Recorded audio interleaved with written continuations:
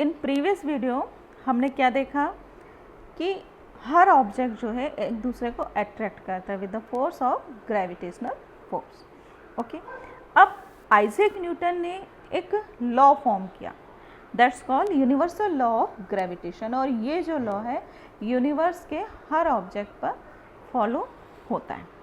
तो उन्होंने कहा कि every object in the universe, क्या कहा उन्होंने कि every object in universe attract every other object with a force which is proportional to the product of their masses and inversely proportional to the square of the distance between them।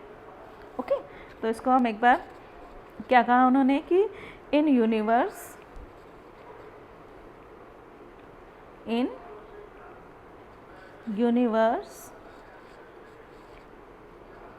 attracts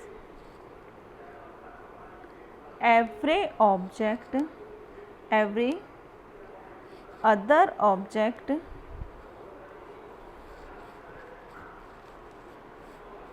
ये हम पहले लिखेंगे, every object in universe attract every other object with a force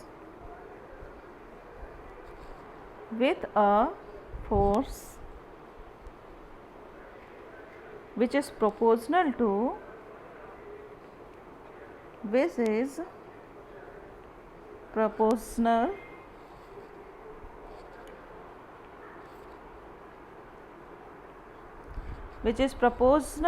the product of their masses and inversely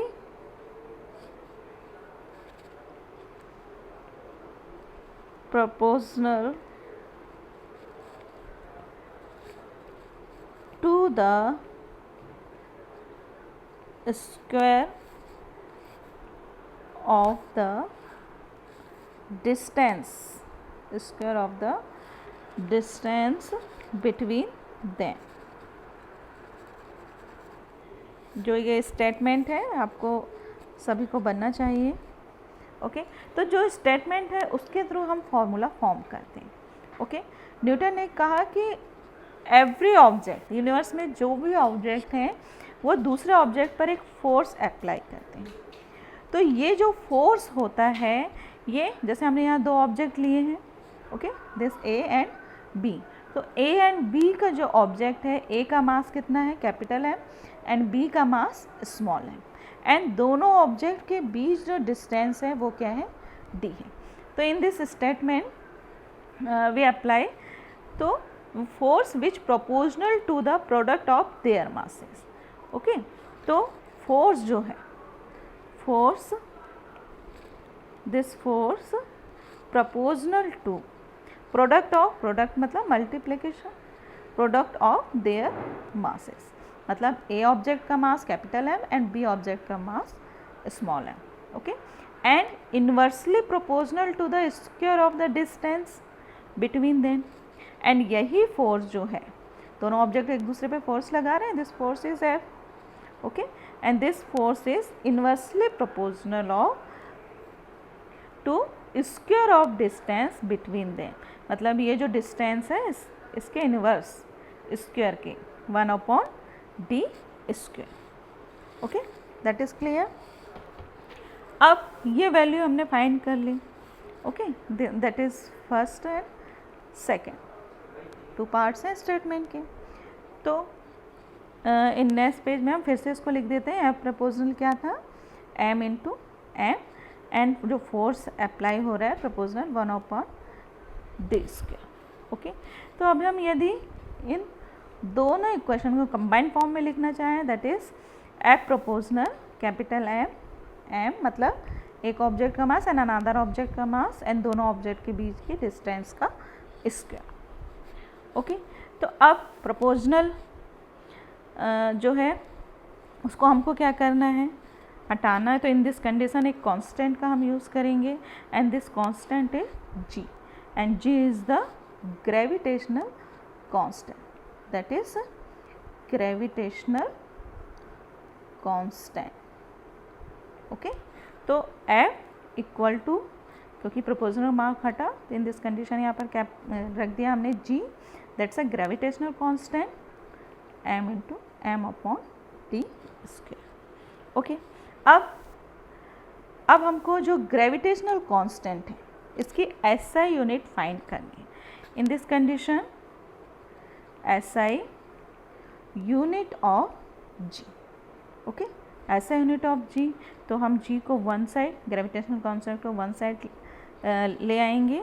okay, हम इसको इस तरह से लिख सकते हैं F D square upon capital M into M.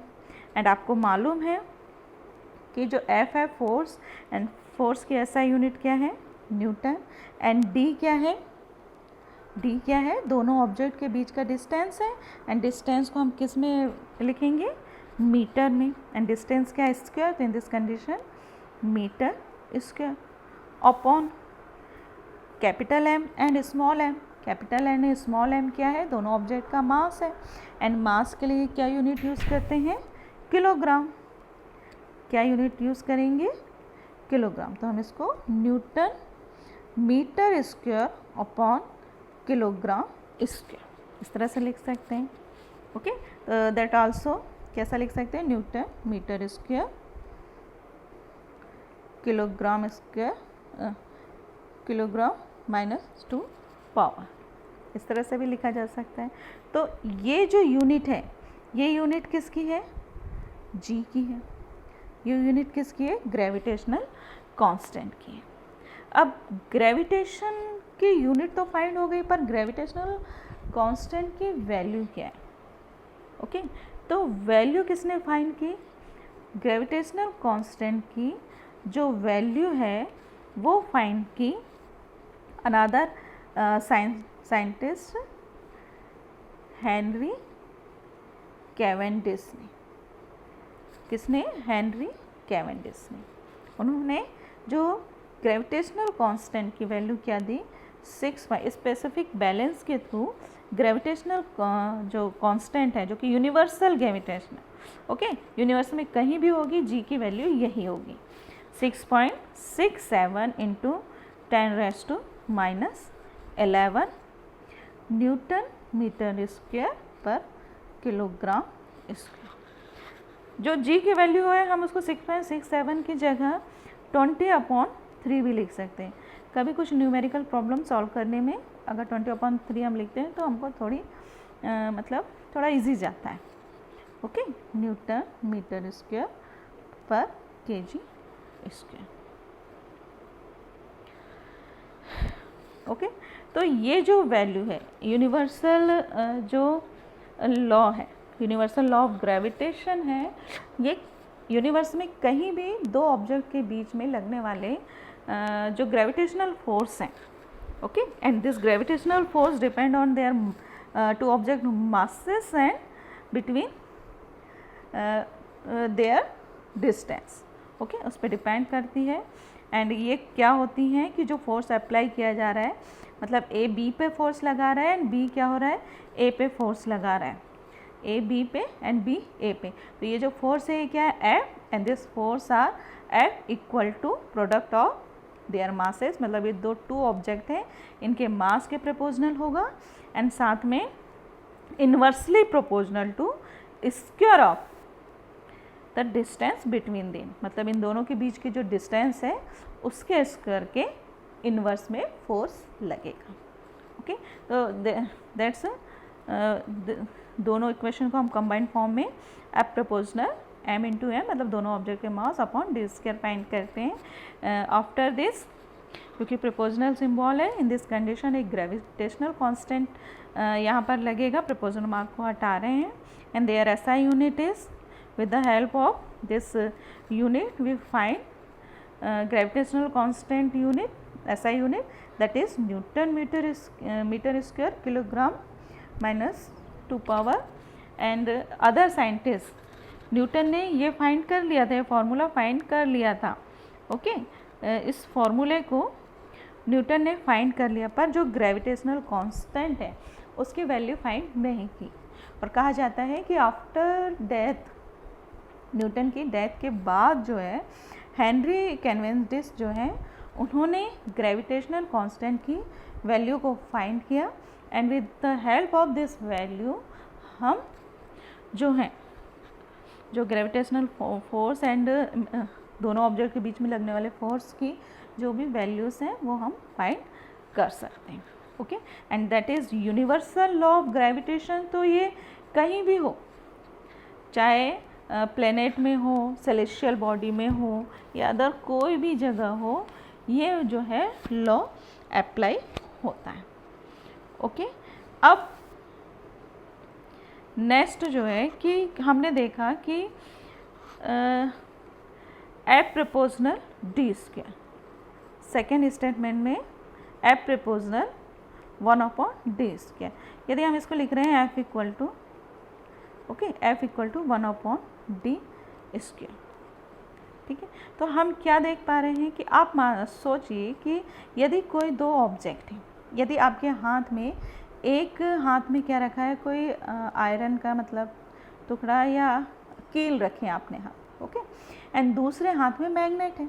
Okay, तो जब मैग्नेट एंड जो आयरन नेल है, दोनों हाथ के बीच का जो डिस्टेंस है वो ज़्यादा है, इन दिस कंडीशन क्या ऑब्जेक्ट एक दूसरे को अट्रैक्ट करेगा? नेल जो है मैग्नेट में जाके अटैच हो जाएंगी? नहीं। अब जब आप धीरे धीरे डिस्टेंस कम करते हैं, अपने हाथों को पास मिलाते हैं, तब आप क्या देखते हैं कि जो आपके अदर हैंड में नेल थे वो किससे अटैच हो जाते हैं? मैग्नेट से। तो एक्चुअल में क्या हुआ कि जैसे जैसे डिस्टेंस कम होगा तो जो ऑब्जेक्ट है उस पर फोर्स क्या होगा, उस पर जैसे जैसे डिस्टेंस कम होगा ऑब्जेक्ट पर फोर्स क्या हो जाएगा? बढ़ता चला जाएगा। और यदि डिस्टेंस ज़्यादा है, in this condition force come apply होगा।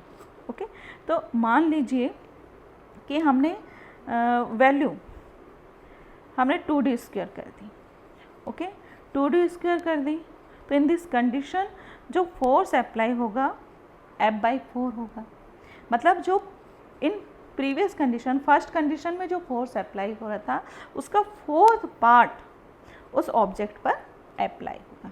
तो जैसे जैसे डिस्टेंस इंक्रीज होता चला जाएगा तो फोर्स कैसा होते जाएगा? कम होता जाएगा। ओके, फोर्स कैसा होगा? लो। इन दिस कंडीशन जो डिस्टेंस जो है वो क्या हो रहा है? इंक्रीज, एंड फोर्स क्या होता जाएगा? लो।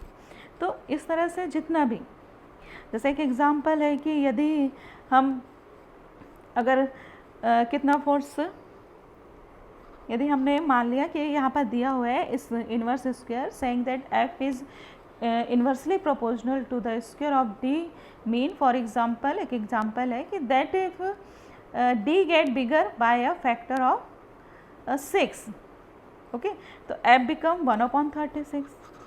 समझ में आया? मतलब क्या है कि एफ इक्वल, यदि हम क्या बोल रहे हैं कि 1/6d²। ओके, तो इन दिस कंडीशन एफ की वैल्यू क्या हो जाएगी? 6 का स्क्वायर कितना हो जाता है? 36। तो F/36 मतलब ऑब्जेक्ट पर फोर्स कितना लगेगा? फोर्स का 36th पार्ट जो है अप्लाई होगा। ओके, तो बस इतना आप समझिए कि डिस्टेंस, यदि ऑब्जेक्ट के बीच में डिस्टेंस बढ़ रहा है, इन दिस कंडीशन उनमें जो ग्रेविटेशनल फोर्स की वैल्यू है वो कैसी होगी? लो। और यदि डिस्टेंस कम है तो नॉर्मल सी बात है कि फोर्स अधिक लगेगा। अब जैसे मून है, मून क्या है? अर्थ से काफ़ी दूरी पर है। ओके, इन दिस कंडीशन उसमें जो फोर्स है कंपेयर टू एप्पल जो कि हमारे अर्थ के बहुत नज़दीक है, तो एप्पल हमको गिरता हुआ दिखाई देता है और बहुत जल्दी वो फोर्स के थ्रू अर्थ पर गिरता है। बट जो मून है उसका जो मोशन है या जो सर्कुलर पाथ में जो मोशन कर रहा है उसकी वेलोसिटी कैसी होती है? काफ़ी कम होती है। That is clear? Okay, next, importance of the universal law of gravitation. अब क्या इम्पोर्टेंस है ग्रेविटेशन लॉ की? ओके, तो the universal law of gravitation successfully explain several phenomena which were believed in the to be unconnected. First is the force that bind us to the earth. यही जो gravitational force है ये हमको अर्थ से bind करके रखता है। ये बात अलग है कि ये जो फोर्स हम क्योंकि अर्थ में है तो हम ऐसा फील नहीं कर पाते कि अर्थ कोई हमारी बॉडी पर फोर्स लगा रहा है, बट ये क्या कर रहा है, हमारी बॉडी को बाइंड करके रख रहा है, नहीं तो हम तो लुढ़कते पुढ़कते रहते हैं।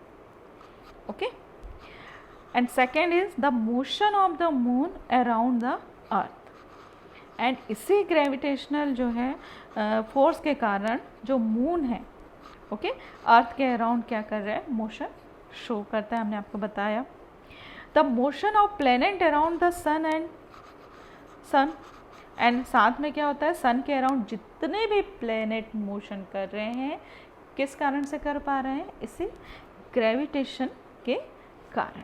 Okay, because each other object exert a pressure, that pressure is called gravitation, exert force, and this force is called gravitational force. And fourth is the tides due to the moon and the sun. and जो हमने आपको बोला कि जो सी में जो tides हैं जो हैं moon and the sun and moon and sun okay इनके ही थ्रू जो ग्रेविटेशनल फोर्स अप्लाई होता है तो ये ऊपर उठती हैं। That is clear?